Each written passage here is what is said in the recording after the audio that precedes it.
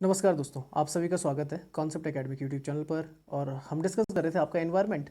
तो एनवायरनमेंट में आज पढ़ लेंगे हम कुछ इंटरनेशनल ऑर्गेनाइजेशन के बारे में। तो पहला क्वेश्चन लिखा था headquarter of the UNEP. UNEP की फुल फॉर्म है आपका यूनाइटेड नेशन इन्वायरमेंट प्रोग्राम, संयुक्त राष्ट्र पर्यावरण कार्यक्रम। ठीक है ना। और इसका हेडक्वार्टर आपको देखने को मिलेगा नैरोबी केनिया में।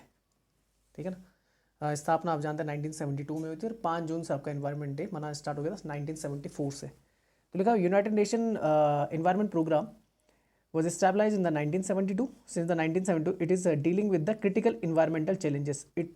Its headquarters are located in the Nairobi, Kenya. UNEP is one of the leading global voices of the environment. The United Nations Environment Program (UNEP) is a global authority.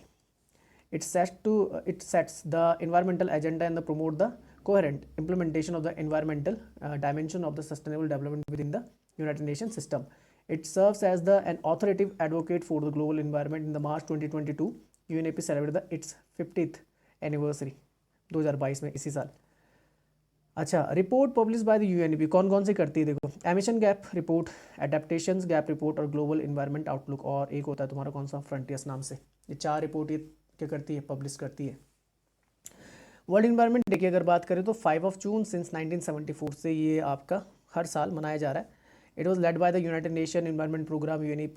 World Environment Day is the largest global platform for the environmental public outreach and celebrated by the millions of the peoples across the world. Next आता है, in which year the Environment Protection Act was passed? तो भारत में हुआ था 1986 में। लिखा हुआ है अंडर द आर्टिकल 253, जिसमें आपका इंटरनेशनल ट्रीटीज़ के बारे में आता है, उससे रिलेटेड है, वहाँ पे पढ़ लेंगे आगे। बन लिखा हुआ है under article 253 of the constitution it came into the force of the 19 नवंबर 1986। ये पूछा सकता है फोर्स में कब आया, मतलब इफेक्टेड कब से हुआ, तो 1986 में हो गया था। The purpose of this act was to implement the decision of the UN conference on the human environment. Environment protection act 1986 act of the parliament of India in the walk of the Bhopal gas tragedy उस समय देखने को मिली थी, was Bhopal disaster. The government of India enacted the environment protection act 1986 under the article 253। Passed in the March 1986, it came into the forces in the 19 November 1986. It has 26 sections and the 4 chapters. The Environmental Protection Act was enacted in the 1986, was never amended. इसको कभी भी हमने संशोधित नहीं किया है। Part आता है आपका कौन सा, part 11, relation between the union and the states. उसका जब आप आर्टिकल पढ़ेंगे कौन सा, ये आ गया आपका, कहाँ गया, 253, ये legislation for the giving the effect of the international agreements. ठीक है ना। तो उसके तहत होते हैं जितने भी इंटरनेशनल एग्रीमेंट हमें साइन करने होते हैं एज पर द आर्टिकल 253 करने होते हैं। अब लिखो the purpose of the act is to implement the decision of the United Nation conference of the human environment. They relate to the protection and improvement of the human environment and the prevention of the hazards to the human beings, other living creatures, plants and the property. This act, the act is an umbrella legislation designed to provide a framework for the central government coordination of the activities of the various central and the state authorities established under the previous laws such as the Water Act and the Air Act. यार water prevention act जो आपका आया था, water prevention act आया था 1974 के आसपास, और एयर एक्ट जो आपका आया था, एयर एक्ट आया था 1981 में। ठीक है ना। हाँ, water prevention and water prevention act आया था 1974 में। एयर प्रिवेंशन एक्ट आया था, एयर पॉल्यूशन प्रिवेंशन एक्ट आया था 1981 में। ठीक है ना। हाँ ठीक है। और other implement important act by the Indian government for the environment protection, wild life protection act आया था आपका 1972 में, जिसके थ्रू आपका प्रोजेक्ट टाइगर 1973 में इंट्रोड्यूस कर दिया जाता है। Prevention the cruelty of the animal act 1960, biological diversity act 2002, recycled plastic manufacturing and the uses rules 1999, और construction and the demolition waste management rule आपका आता है 2016 में। Convention on the conservation of the migratory species of the wild animal is also known as, तो ये बॉन convention है। बॉन जगह आपकी जर्मनी में। ठीक है ना, ये याद रखना। माइग्रेट, जो माइग्रेट करते हैं एक जगह से दूसरी जगह जाते हैं आपके। ठीक है ना। लिखा है Bonn convention, the Bonn convention is also known as the convention of the migratory species, CMS बोला जाता है इसे, on the convention on the conservation of migratory species of the wild animal. It is an international agreement protection of the conserving the migratory species across their entire range. यार CMS की एक corp हुई थी India में, ये हुई थी शायद से, मुझे जहाँ तक याद है, हुई थी यार, ये यार ये गांधीनगर गुजरात की तरफ हुई थी कि मैं थोड़ा सा, या ग्रेटर नोएडा की तरफ हुई थी, थोड़ा सा मैं भूल गया हूँ। तो पर ये इंडिया में हुई थी। कहाँ हुई थी जो आपका, ठीक है ना, ये थोड़ा दिमाग में रखना, ठीक है। और हाँ, जो जिसमें ग्रेट इंडियन बस्टर्ड था यार, किसमें, लोगों में आपको देखने मिलता ग्रेट इंडियन बस्टर्ड, इस पक्षी की तस्वीर देखने मिली थी, ठीक है ना। मैं कमेंट बॉक्स में डाल दूंगा इसे, ठीक है ना, अभी दिमाग में नहीं आ रहा। मैं कमेंट बॉक्स में डाल दूंगा कि सीएमएस की कॉप जो हुई थी वो कहाँ हुई थी, ये मैं डाल दूंगा, ठीक है ना, कब हुई थी। आई थिंक 2019 के आसपास या 20 के आसपास की बात है। The agreement was signed under the auspices of the United Nation Environment Programme at is concert with the conservation of wild life and the habit of the global skill. अब देख लो किसके तहत काम करता है, यूनाइटेड नेशन एनवायरमेंट प्रोग्राम के तहत ही करता है। The convention was signed in the 1979, Bonn convention, Bonn West Germany में आता है, when in to effect in the 1983, ठीक है ना। As of September 2020 there are the 131 members. हाँ देखो लिखा हुआ है यार, कमेंट में क्यों डालना, लिखा हुआ है। सीएमएस कॉप जो हुई थी 13 गांधीनगर गुजरात में हुई थी, ठीक है, हो गया क्लियर, 2020 में, ठीक है। अच्छा, साइट्स की अगर बात करें, कुछ इन्वायरमेंटल कॉन्वेंशन है तो रिलेट करती है international trade in the endangered species of the wild fauna and flora. 1963 में आपका अडॉप्टेड हुई थी। रामसर कॉन्वेंशन आप जानते हैं वेटलैंड से रिलेटेड 1971 में। वियना कॉन्वेंशन आपका ओजोन लेयर से रिलेटेड है 1985 में। उसके बाद मॉन्ट्रियल प्रोटोकॉल आता है substance that deplete the ozone layer 1987 में। बेसल कॉन्वेंशन आता है control of the transboundary movement of the hazardous waste and their disposal, Basel convention 1989 में। Convention of biological diversity CBD जो आपका आता है तो ये 1992 में जब आपका अर्थ समिट हुई थी। United nation framework for the convention of the climate change UNFCCC, ये भी 1992 अर्थ समिट के थ्रू हुई थी, जिसमें combat climate change through the adaptation of the mitigation effort directed eight control of the emission of the green house gases related था। Rio summit आप जानते हैं, रियो समिट मतलब अर्थ समिट, उसे बोला जाता है एनवायरमेंट डेवलपमेंट के लिए 1992, जिसमें एजेंडा 21 इंट्रोड्यूस करते हैं। UNCCD combat against the desertification, ये बोला जाता है United nation combat against the desertification, तो ये 1994 में आया था आपका क्योटो। अब ये आया था उसी के थ्रू, किसके, अर्थ समिट के through. Kyoto protocol 1997 green house gases के एमिशन के लिए आया था। क्योटो आपका कहाँ है, जापान में था। रॉटरडम कॉन्वेंशन काफ़ी इंपॉर्टेंट है, प्रायर इन्फॉर्म्ड कंसेंट PIC, जिसे बोलते हैं procedure of the for the certain hazardous chemical in the pesticides in the international trade का इस्तेमाल किया था 1998 में आपका रॉटरडम आपका सर नीदरलैंड में। Stockholm convention persistent organic pollutant, कई बार POP के बारे में बोलता है, 2001। Cartagena protocol biosafety to the convention on the biological diversity 2000।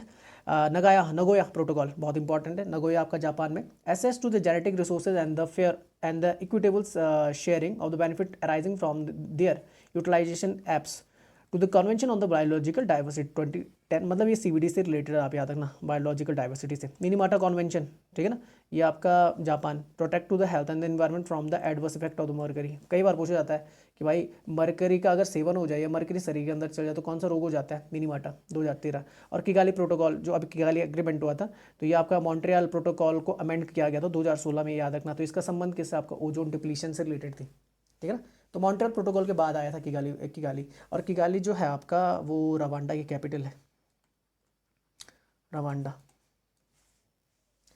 Which agency publish information about the endangered species world wide, ये आपके IUCN international union for the conservation of the nature 1948 में बनी थी आपके, ग्लैंड स्विट्जरलैंड में इसका headquarter है। पढ़ लेते हैं, देखो लिखा हुआ। और इसकी एक वो बोल सकते हैं एक लिस्ट आती है रेड डाटा बुक नाम से 1964 में, जिसमें आपको इंडेंजर्ड बोल सकते हैं एक्सटेंट, ये सारा देखने को मिलेगा। अभी आगे मैंने डाल रखा है तो मैं बता दूंगा। Red data book is the document established for the documenting the rare and the endangered species of the animal and plants. International union for the conservation of the nature is the agency responsible for the publishing information about the endangered species world wide. The first international red data book was publish in the 1966, हालांकि 1964 में introduce हो गई थी। The international union for the conservation of the nature is founded in the 5 of October 1948 IUCN। इसका headquarter आपको देखने को मिलेगा ग्लैंड स्विट्जरलैंड में। जूलियन ऑक्सल इसके क्या फाउंडर है। और the United states environment protection agency is independent executive agency for the environmental protection matters. फिर उसके बाद यूरोपियन इन्वायरमेंट एजेंसी था, उसमें क्या था, European union that provide the independent information on the environment. तीसरा आता है आपका environmental defence fund is the United states based non profit environmental advocacy group, आपको देखने को मिलेगा। ये आपका देखो यहाँ पे रेड डाटा बुक की जो लिस्ट आती है उसमें आता है एक एक्सटिंक्ट आती है जो विलुप्त हो चुकी है, एक आती है थ्रेटन जिनको बोल सकते हैं कि काफ़ी ज़्यादा क्या है खतरा है, और एक लीस्ट कंसर्न जिनको खतरा नहीं है। अब जो ये दो आपको दिख रहे हैं लीस्ट कंसर्न और एक होता है डाटा डेफिशिएंट, तो लीस्ट कंसर्न मतलब इसकी दिक्कत लेने की जरूरत नहीं, डाटा डेफिशिएंट जिसके बारे में हमें जानकारी प्राप्ति नहीं है, सबसे खतरनाक चीज़ ये होती है, ठीक है ना, इसको बचाना होता है।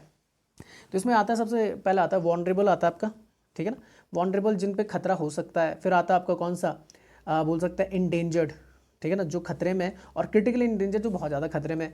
फिर एक्सटिंक्ट में एक आता है आपका, एक्सटिंक्ट में दो आते हैं, एक आता है आपका एक्सटिंक्ट जो मतलब आपका रहे नहीं, विलुप्त हो गए, ठीक है ना, और एक आता है एक्सटिंक्ट इन वाइल्ड, मतलब आपके जंगल से विलुप्त हो चुके हैं पर वो चिड़ियाघर वगैरह में उनका संरक्षण किया जा रहा है, ये आपने याद रखना है।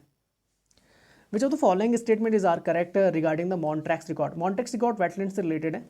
जब कोई भी देखो लिखा हुआ है it is register of the wetland sites on the list of the wetlands of the international importance, ठीक है ना, भारत की चिल्का झील भी मॉन्ट्रैक्स रिकॉर्ड में डाली गई थी। जो जिस वेटलैंड साइट को बहुत ज़्यादा खतरा होता है उसको मॉन्ट्रैक्स रिकॉर्ड में डाल दिया जाता है, ठीक है ना। आपका वेटलैंड से रिलेटेड कौन सा है, रामसर कॉन्वेंशन है, अभी बताया था रामसर कॉन्वेंशन है। और रामसर कॉन्वेंशन जो हुआ था वो 1971 में आया था और 1975 में इफेक्टेड हो गया था और 2 फरवरी को बना था, ठीक है ना। रामसर जगह ईरान में और 2 फरवरी को क्या मनाया जाता है, वर्ल्ड वेटलैंड डे मनाया जाता है, ये आपने याद रखना है। वेटलैंड्स बोला जाता है वाटर प्लस जहाँ पे लैंड होता है वहाँ जहाँ पे वो मिलते हैं, तो काफ़ी ज़्यादा बायोडाइवर्सिटी पाई जाती है यहाँ पे, तो ये आपने याद रखना है, ठीक है ना। और मॉन्ट्रैक्स रिकॉर्ड में कौन सी आ जाती है जो काफ़ी ज़्यादा सेंसिटिव होती हैं आपकी वेटलैंड साइट्स होती हैं, तो लिखा मॉन्ट्रैक्स रिकॉर्ड, तो लिखा adopted by the conference of the contracting parties in the Brisbane 1996 accompanying the guidelines for the operation of the Montreux Accord. The Montreux Accord is a register of the wetland sites on the list of the wetlands of the internationally important where changes in the ecological characters have occurred, are occurring or are likely to occur as a result of the technological development, pollution and the other human interference.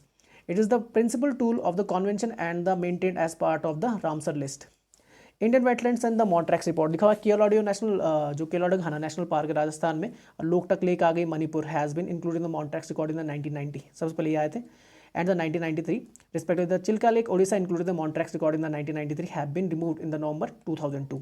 It is placed on the Montreux record due to the problem caused by the siltations and the sedimentation which was choking the mouth of the lake, removed from the record in the 2002 following the rehabilitation effort for which the Chilika development authority receive the Ramsar wetland conservation award 2002 में मिला था, ठीक है ना। तो ये याद रखना, केओलाडियो घाना नेशनल पार्क आ रखा है, आपका लोकटक लेक आ रखा है और आपका चिल्का भी आ रखा है। और चिल्का के लिए तो क्या मिला है, वेटलैंड कंजर्वेशन अवार्ड मिला है किसको, जो बोल सकते हैं चिल्का डेवलपमेंट अथॉरिटी को 2002 में। तो देखो रामसर कॉन्वेंशन तो बता दिया मैंने 1971 साइंड हुआ था 2 फैब 1971 को रामसर ईरान में 21 दिसंबर 1975 से इफेक्टेड हो गया था। लैंग्वेज जो आती है उसमें कौन कौन से आती है, इंग्लिश आती है, फ्रेंच, जर्मन, रशियन, स्पेनिश आती है, और डिपॉजिटरी आती है यूनेस्को, डायरेक्टर जनरल आता है, सिग्नेटरी आपके 23। नेक्स्ट आता है which of the following organisation release the special report on the ocean in the cryosphere. Cryosphere बोला जाता है जहाँ पे आपके ग्लेशियर वगैरह देखने को मिलते हैं, ठीक है। क्रायो मतलब होता है ठंडा, कोल्ड, ग्लेशियर वगैरह देखने को मिलता है। Ocean cryosphere in the climate change, तो ये होता है आपका UNIPCC, ठीक है ना, UNIPCC, जैसे बोलते हैं United nation inter governmental panel on the climate change. बाकी IUCN के बारे में बता दिया, UNFCCC के बारे में बताया, जर्मन वॉच के बारे में बता देंगे। जर्मन वॉच आपका रिलीज करता है यार, कोई डाटा रिलीज करता है, मेरे दिमाग से हट रहा है अभी। लिखा हुआ है a special report on the ocean and the cryosphere in the climate changing climate is release by the UN inter governmental panel on the climate change. ये फुल फॉर्म पूछी हुई थी रेलवे के एग्जाम में, IPCC इसकी, UNIPCC की, तो याद रखना इंटर गवर्नमेंटल है, इंटरनेशनल नहीं है, inter governmental panel on the climate change है या चेंजिंग क्लाइमेट है, sorry. The report gives the assessment of the impact of the climate change on the ocean, coastal, polar and the mountain ecosystem. According to the report, global ocean has warmed up increasingly since the 1970s. वो गर्म होते चले जा रहे, taken up more than the 90% of the excess heat in the climate system. The consequences are increasing in the ocean acidification, stratification and the loss of the oxygen, etc. Global warming has already reached the 1 degree Celsius above the pre-industrial level, और इसको रोकना है कहाँ तक, 1.5 degree तक रोकना है। आप जानते हैं पेरिस एग्रीमेंट, COP21, और ठीक है ना। और now oceans are warmer, more acidic and less productive, melting ice glacier and ice sheets are the causing a rise in the sea level. The report is showing the urgency of the timely, ambitious and the coordinated actions.